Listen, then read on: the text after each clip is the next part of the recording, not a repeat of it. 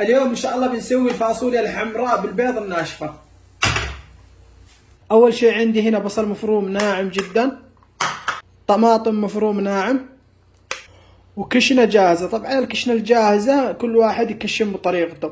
هي بصل وطماط وصلصة نكشنها مع بعض حتى توصل للمرحلة هذه، استخدمها أنا في كل طبخاتي. وعندي هنا كزبرة خضراء مفرومة وفلفل حار، ثوم مضروب بالخلاط، وملح، بهارات مشكلة، اي بهارات متواجدة عندكم. اذا ما فيش معاكم بهارات، فلفل اسود وكمون وكزبرة مطحونة وعليهم قليل كركم تكفي بالغرض.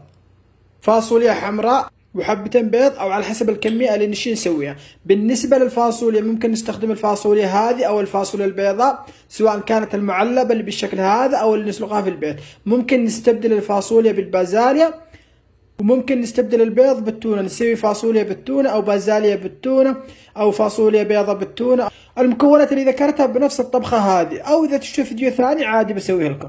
في طاوة ساخنة بنزل البصل والزيت، ونحرك البصل قليل،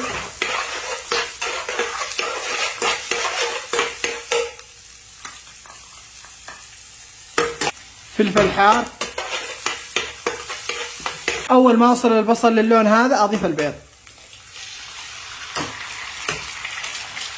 احرك البيض على السريع،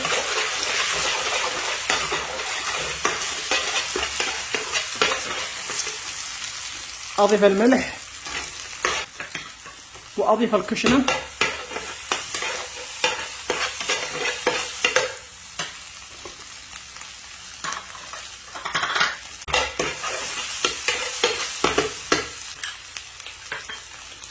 والثوم،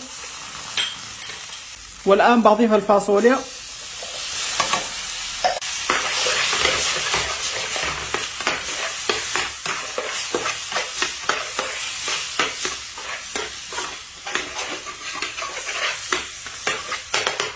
وأضيف بهارات، أضيف الطماط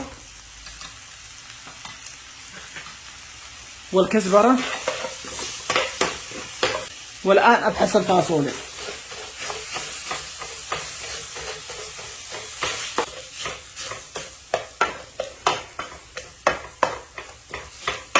إذا تشتوها ناشفة تستمروا فقط في التحريك والنار تكون عالية، وإذا تشتوها رطبة تزودوا فوقها قليل ما فقط. بالنسبة لليوم أنا اشتهيت تكون ناشفة.